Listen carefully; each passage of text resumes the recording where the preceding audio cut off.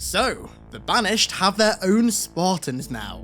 The latest content-rich cosmetic update for Halo Infinite is themed entirely around the Banished, and in doing so, it's introduced something pretty huge to the lore: Banished Spartans. Now, these aren't just brutes that have stolen some Mjolnir and stuck it onto their armor, a la Hyperius. No. These are humans that have been inducted into the Banished, given unique Banished augmentations, and equipped with Banished crafted Mjolnir armor. This is a pretty huge deal, as I'm sure you can tell. So, first off, let's dive into all of the new lore that there is about this revelation coming from the new Banished armor. Then, we're going to break down the brand new story that not only continues Hunt the Truth, but tells the story of the first Spartan ever inducted into the Banished, and then at the end, I'm going to give my thoughts on all of this. Now, do bear in mind that I'm not going to be covering every single piece of Banished armor because not all of them have actual descriptions. I'm only covering the ones with actual meaty lore to them. Oh, and also, don't buy any of this armor. Don't give the store any money. So, let the lore begin. Right, first off, we're going to cover the brute-designed Mjolnir. Yes, there's Mjolnir here that's designed by more than just brutes. Starting out with the Savage Helmet. The transition from human to transhuman is traumatic, even for the well-prepared.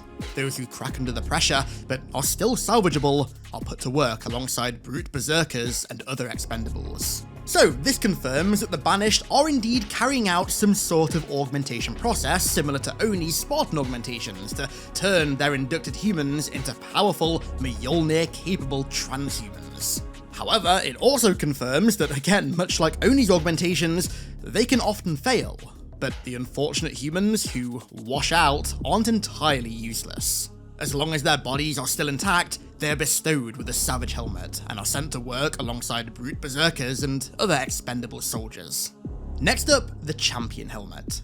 Long abandoned by the UNSC and forgotten by Earth, the Outer Colonies have turned to the Banished for inspiration and guidance. Now, this is a rather huge revelation. The Outer Colonies have officially sided with the Banished. Now, I will say a narrative element this significant being revealed via a microtransaction, yeah, it does feel a little bit cheap, but it does make perfect sense. Now, as we know, the Outer Colonies are dominated by insurrectionists and just general anti-UNSC, UEG, and anti-Oni sentiment. And so the entire foundation of their belief system is not wanting to be ruled and dictated by a higher power, which is the exact same philosophy as the Banished. The insurrectionists forming an alliance with the Banished also reconfirms that the Banished haven't gone full Covenant-style anti-human, like it was starting to look like they had in Halo Infinite. Granted, the ending of Shadows of Reach and also Divine Wind had already confirmed that, but it's good to get updated confirmation that humans can still exist within the Banished, because Infinite does make it seem like humanity have all of a sudden become their #1 enemy. Moving on, we have the Renegade Pauldron shoulder pads. Venetian engineers have freedom to experiment, but face severe consequences for failure. So, Venetia is one of the most devoutly insurrectionist Outer Colonies, and the reveal that rebel engineers are working limitlessly with the Banished to craft experimental Mjolnir is no surprise. It's also no surprise that the brutes don't exactly take kindly to their failures either. The Agitator helmet and its shock-treated visor attachment are rather interesting. Agitator helmets can be paired with any Mjolnir chassis, even those disabled by UNSC security locks. Now, I can't help but think that Eratus maybe had a hand in helping the Banished crack those UNSC armor lockdowns. All of this, though, is hinting at the Banished not just creating their own Mjolnir, but also combining that Mjolnir with existing sets of Mjolnir that have been pried from the corpses of Spartans that have been killed in battle, which is just further backed up by the description for the Victory Crest chest. Forged plates ripped from the still-breathing body of a most unwise challenger. So yeah, no surprise there. I mean, Atriox already has an ODST chestplate covering his abdomen, and we know for a fact that Hyperius wore Locke's helmet on his shoulder like a trophy, so the fact that the Banished are still stealing Mjolnir and using it for their own good is no surprise. As any Venetian knows, more often than not, violence is the answer. The description for the Agitator's shock-treated visor also suggests that Venetia is one of the main locations in which Banished Mjolnir is being created as well, being built by joint human-Banished engineering teams. If you enjoyed the video so far, I'd appreciate a sub. Thank you. Moving on to the Tormentor helmet, There's nothing stopping a human from rising in rank within GRAVEMINDS society, but few are red enough in teeth and claw to succeed.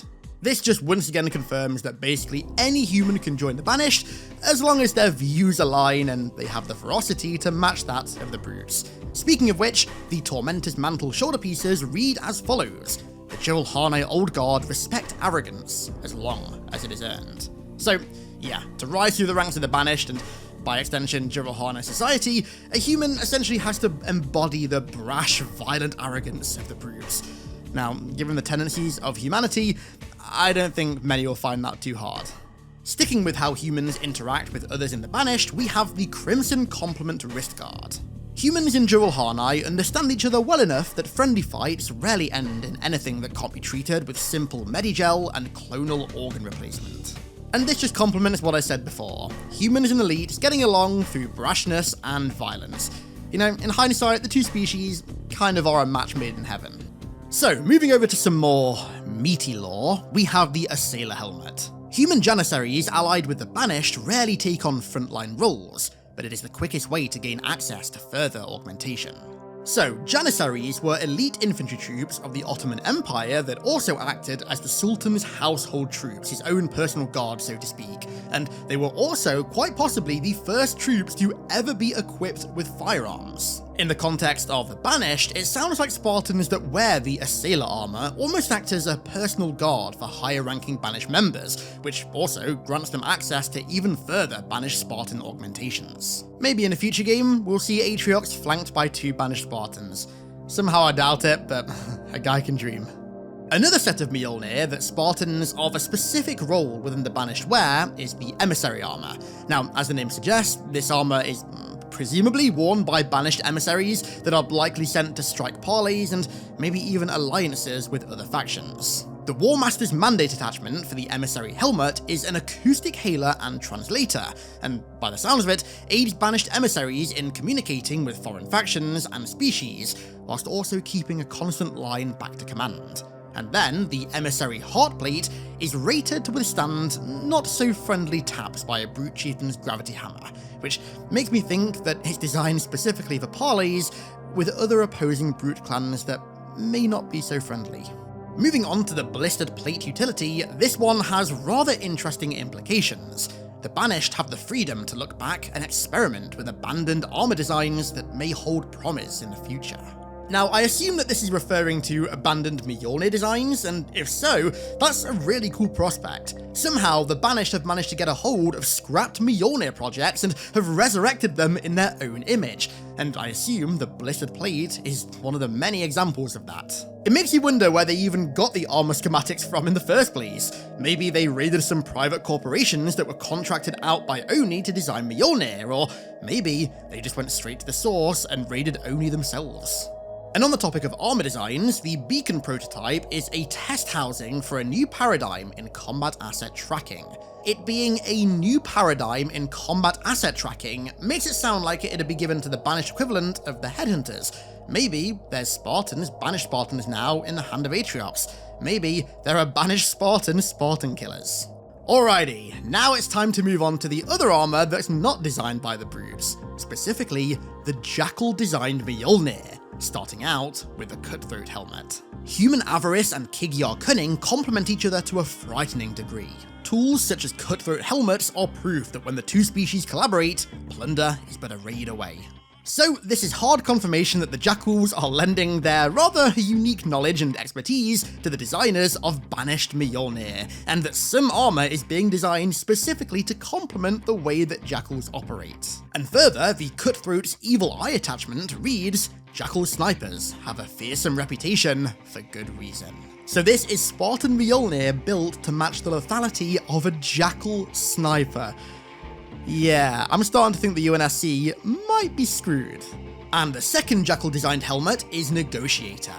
The Kig-Yar smell profit, and Negotiator-clad enforcers are well suited for clawing out a fortune in further stars. By the sounds of it, Spartans that wear this armor act as enforcers for Jackal pirates, and its helmet attachment, the Epsilon Eyes, makes them Watchers in the Dark, which to me sounds like a form of jackal night vision. I mean, the eyes themselves even look like a perfect blend of that banished jackal sniper optical helmet and conventional nods. If all this banished Mjolnir is made in collaboration with the insurrectionists, like it really sounds like it is, then them working with jackals just makes total sense. I mean, it's just the next evolution of the trade that innies were doing with the jackals on the rubble in the 2530s. Except this time, the innies are Spartans wearing Mjolnir designed by jackal snipers.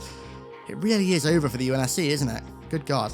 And so that concludes the lore behind the new banished Spartans and all of their armor, be it brute designed or jackal designed, but don't worry, the video ain't over yet.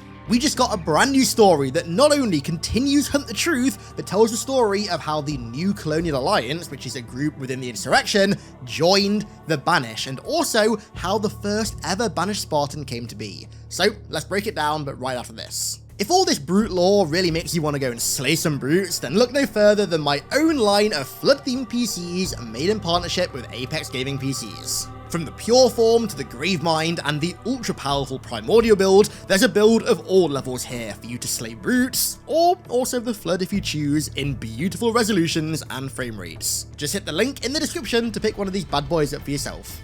So, this is Halo: The Third Life, the story of the first banished Spartan.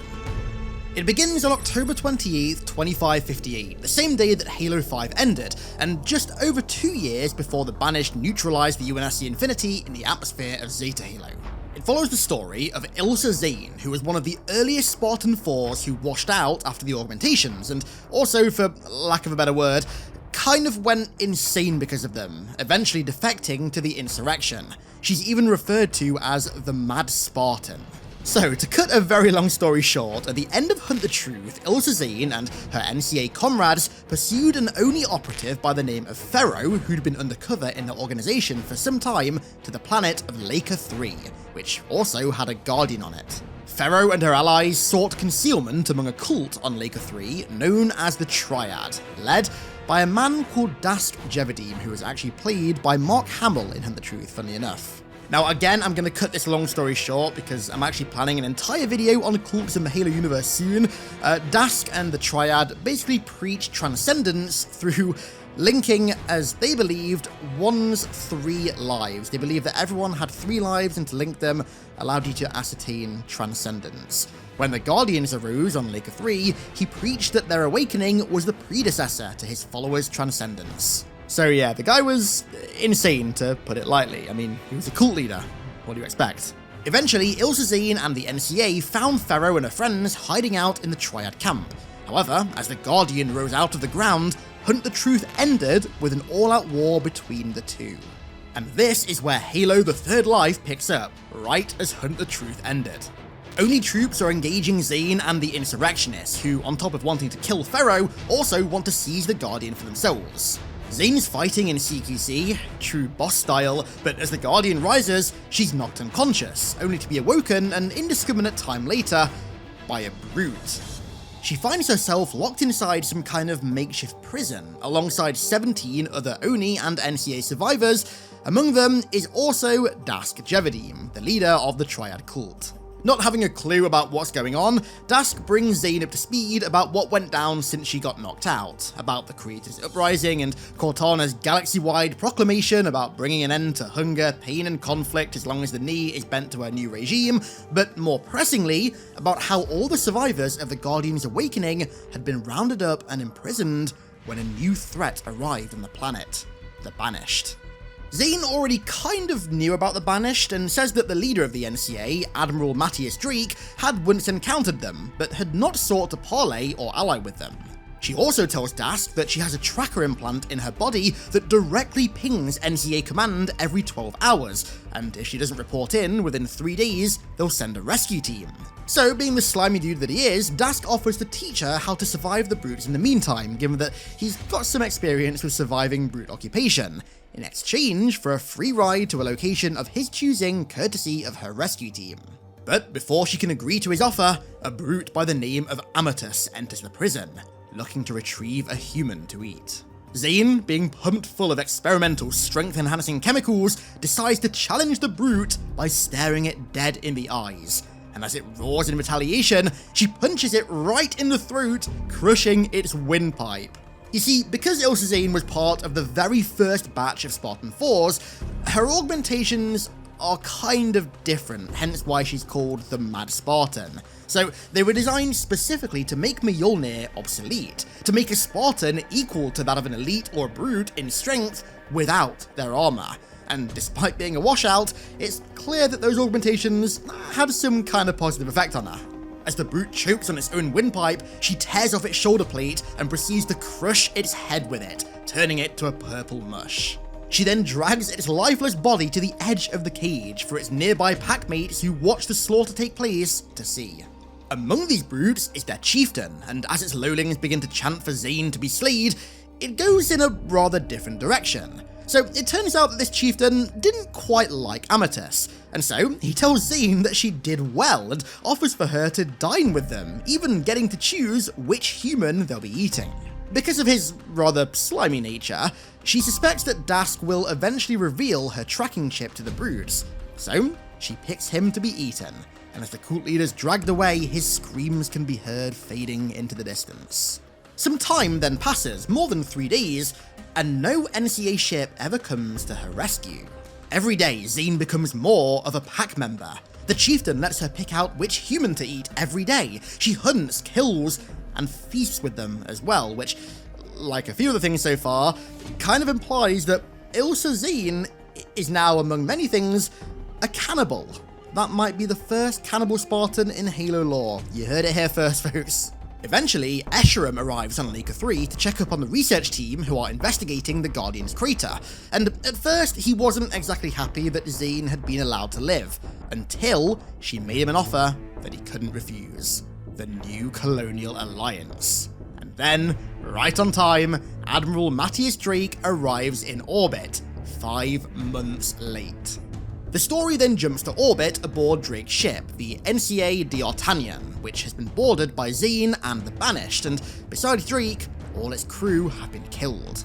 A heavily Banished modified Covenant intrusion corvette then jumps in, commanded by the skirmisher, Tech, who was previously the second in command of the now dead elite Vajra Gajat's mercenary group.